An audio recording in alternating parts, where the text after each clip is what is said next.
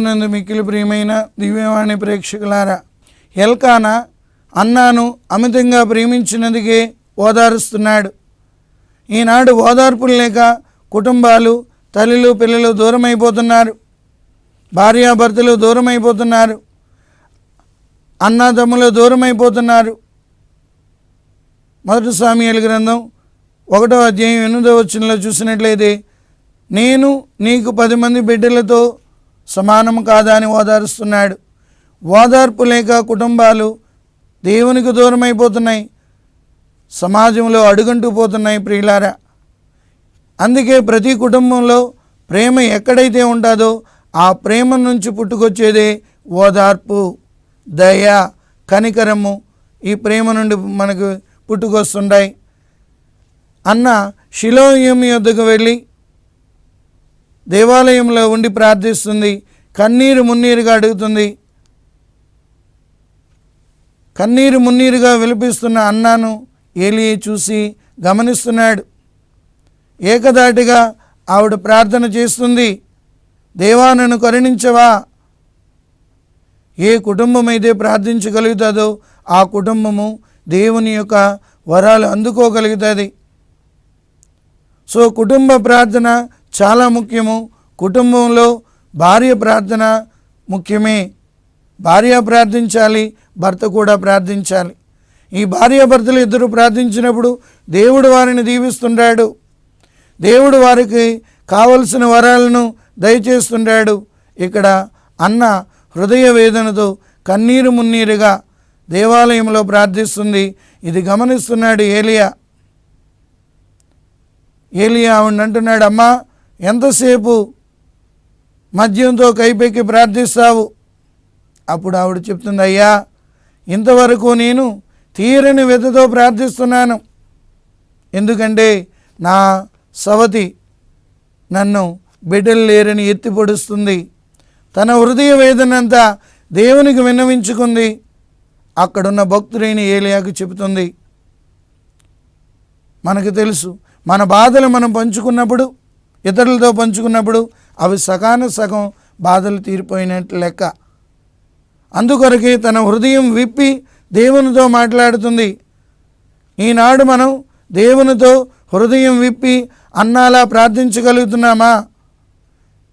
ఏ కుటుంబం అయితే హృదయం విప్పి భార్యాభర్తలు దేవుని ముందు ప్రార్థించగలుగుతారో వారి హృదయాలలో ఉన్న బాధను దేవుడు పటాపంచలు చేస్తాడు.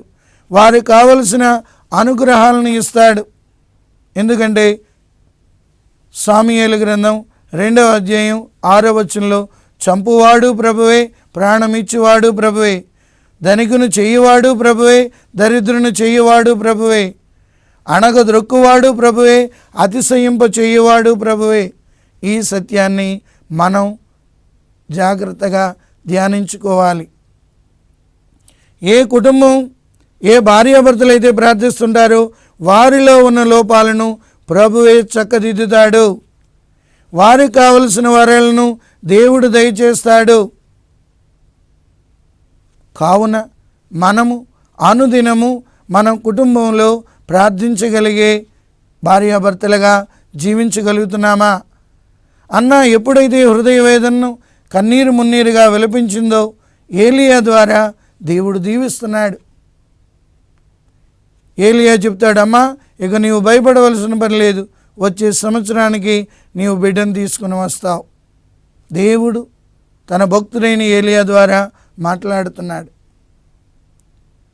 ఏలియా చెప్పిన రీతిగా అన్న తన ఇంటికి వెళ్ళి భర్తతో కూడిన తరువాత సంవత్సరం తరువాత బిడ్డను పట్టుకొని వస్తుంది.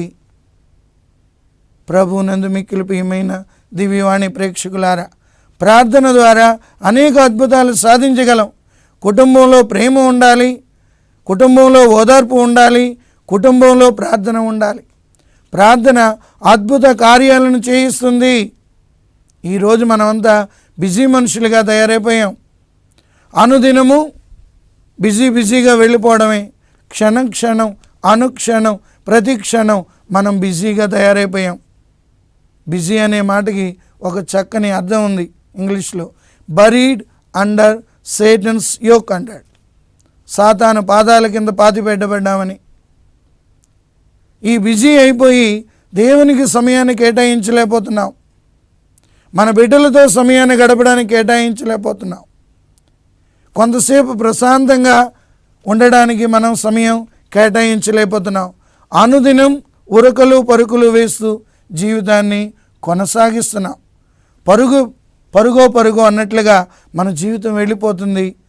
ప్రియులారా, ఇక్కడ అన్న తన హృదయ వేదనంతా వదిలించుకొని వచ్చిన తర్వాత దేవుడు ఇచ్చిన గొప్ప బహుమానం సామ్యూయేలు అనే బిడ్డనిచ్చాడు. ఆ బిడ్డను దేవుని కృతజ్ఞతగా మళ్ళా తిరిగి వెళ్ళి దేవాలయంలో సమర్పిస్తుంది. ఈనాడు ఎన్ని కుటుంబాలు ఫాదర్ గారండి పెళ్ళిళ్ళు అవ్వలేదు, ప్రార్థించండి. పెళ్ళిళ్ళు అయిన తర్వాత దేవునికి కృతజ్ఞతగా ఉంటున్నామా? ఫాదర్ గారండి ఉద్యోగం రాలేదు, ప్రార్థించండి. ఉద్యోగం వచ్చిన తర్వాత దేవుని కృతజ్ఞతగా ఉండగలుగుతున్నామా? ఫాదర్ గారండి మా ఇంట్లో ఆనందం లేదండి, ఆశీర్వాదం లేదు, ప్రార్థించండి. ఆ ఆనందాన్ని ఆశీర్వాదాన్ని దేవుడిచ్చిన తర్వాత మళ్ళా అన్నాలాగా దేవుని సన్నిధికి వెళ్ళి కృతజ్ఞత చెల్లించగలుగుతున్నామా? మొదటి సామ్యూయేలు గ్రంథం 2వ అధ్యాయంలో అన్నా పాడిన స్తోత్ర గీతం ఉంది. దేవుడు చేసిన మేళ్లకు అనుదినము మనము కృతజ్ఞతలు చెల్లించాలి. కుటుంబంలో ఒక వ్యక్తి పుట్టిన తర్వాత, ఒక వ్యక్తికి ఉద్యోగం వచ్చిన తర్వాత, ఒక వ్యక్తి సంపాదించిన తర్వాత, ఓ చక్కని ఇల్లు కట్టుకున్న తర్వాత దేవునికి మనం కృతజ్ఞత చెల్లించగలుగుతున్నామా? అందుకే కృతజ్ఞతా బలిని అర్పించువాడు నన్ను గౌరవించువాడు అంటున్నాడు ప్రభు నందు మిక్కిలి ప్రియులారా. అన్నా జీవితంలో మనం చూసినట్లయితే తనకిచ్చిన బిడ్డని తిరిగి మళ్ళా యావే దేవునికి సమర్పించడానికి వెనుకాడలేదు. కుటుంబంలో మనం ఇవి నేర్చుకోవాలి. ఎప్పుడైతే దేవుని కృతజ్ఞతలు చెల్లిస్తావో నీ జీవితం ఆశీర్వాదంగా మారుతుంది. కీర్తన 100:4 కృతజ్ఞతాస్తుతులతో ఆయన మందిర ద్వారములోనికి అడుగిడు. ప్రతి ఆదివారం నువ్వు దేవాలయానికి వెళ్ళేటప్పుడు నీవు, నీ భార్య, నీ పిల్లలు కృతజ్ఞత, వారమంతా దేవుడు నిన్ను దీవించినందుకు, వారమంతా నిన్ను తన కాపుదలలో ఉంచినందుకు, నీ కుటుంబంపై అనేక మేలులు కుమ్మరించినందుకు నువ్వు సంతోషంతో దేవాలయంలోనికి కుటుంబ సమేతంగా అడుగు పెట్టగలుగుతున్నావా? ఒక్కసారి ధ్యానించాలి ప్రియులారా. దైవభక్తి కలిగిన కుటుంబంలో ప్రేమ ఉండాలి. దైవభక్తి కలిగిన కుటుంబంలో ఓదార్పు కనబడాలి. దైవభక్తి కలిగిన కుటుంబంలో కృతజ్ఞత ఉండాలి. ఆ రీతిగా ఉన్నప్పుడు ఆ కుటుంబాన్ని చూసి దేవుడు కూడా సంతోషిస్తున్నాడు. దేవుడు మనల్ని భూమి మీద ఉంచినందుకు ఆనందిస్తుంటాడు. ఆ ఆనందాన్ని మనం చవి చూడగలుగుతున్నాం. ఆయన ఇచ్చే కృప ద్వారా, ఆయన ఇచ్చే వరాల ద్వారా, ఆయన ఇచ్చే దీవెనలతో మనం ఇల్లు కట్టుకోవాలి. అందుకే అన్న జీవితాన్ని చూసినట్లయితే సామ్యూయేలుని దేవునికి సమర్పించిన తర్వాత మళ్ళా మనం పరిశుద్ధ గ్రంథంలో చూడగలుగుతున్నాం. అన్నాకి దేవుడు బిడ్డలు ఇచ్చాడు. కృతజ్ఞతగా నువ్వు ఎప్పుడైతే దేవుని ముందుకు వెళ్తావో నిన్ను అనుదినము దేవుడు పైకి లేవనెత్తుతుంటాడు. అణగదొరుక్కువాడు ప్రభువే, అతిశయింపజేయువాడు ప్రభువే.